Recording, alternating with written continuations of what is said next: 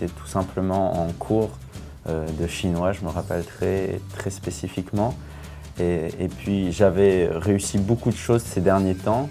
Et puis là, il y avait un peu un temps de flottement. Et puis juste, j'ai été comme foudroyé par cette question, qu'est-ce qui va se passer après la mort? Qu'est-ce qu'il y a après la mort?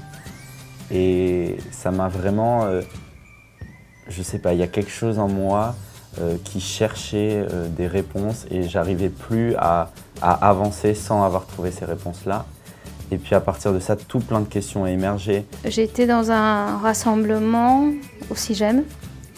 C'était la première fois que j'y allais. Et là, Dieu m'a parlé en disant qu'on peut avoir un cœur cabossé, mais qu'il a la même valeur pour lui qu'un cœur neuf. De la même façon qu'une pièce cabossée a la même valeur quand elle est neuve. Je me suis dit, Dieu peut faire encore quelque chose. À cet instant, dans la prison, j'avais pas vraiment de valeur. Mais la Bible dit, si quelqu'un est en Christ, une nouvelle créature, les choses anciennes sont passées, voici toutes choses sont devenues nouvelles. Et il faut croire que les valeurs de Dieu sont devenues les miennes au sein de ce lieu insalubre.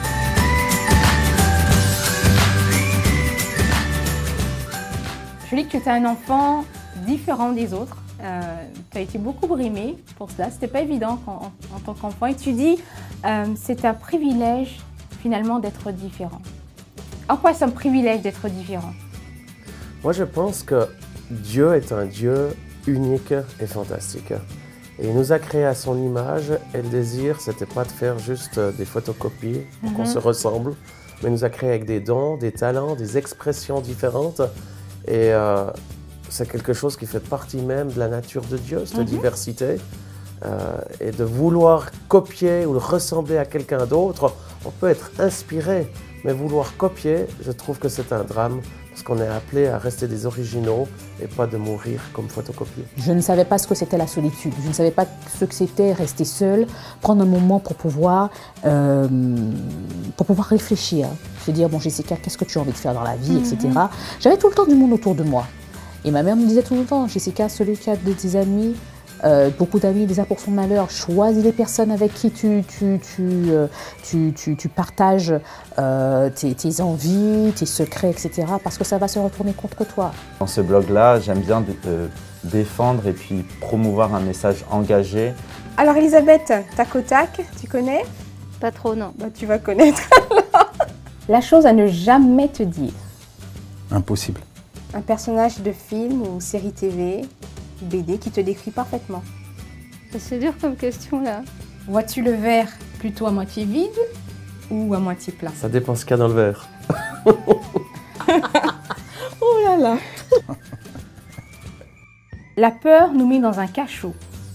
Elle nous force à renoncer aux choses nouvelles qui nous mettraient au défi. Que fais-tu quand le monstre de la peur vient frapper à ta porte?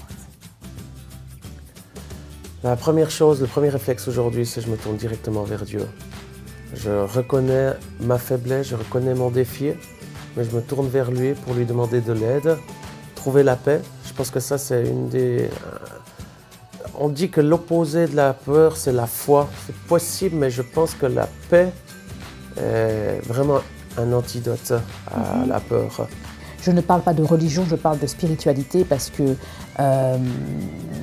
pour moi, le plus important est ce que l'on dégage. Alors, juste pour préciser, la prison, c'est mieux qu'à la maison.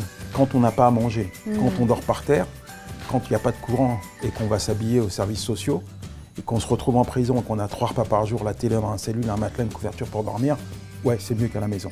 Il y a une petite phrase qui m'a toujours interpellée, c'est de ne jamais prendre quelqu'un de haut, parce qu'on ne sait jamais si demain, si c'est cette personne qui pourra t'aider. Me voici, Père, j'élève mes mains vers toi. Je le sais bien, je ne suis plus rien sans toi. Utilise-moi comme ton instrument. On y va. Mon seul désir, c'est d'être éternellement ton enfant. Près de toi, je veux rester. Je veux tout simplement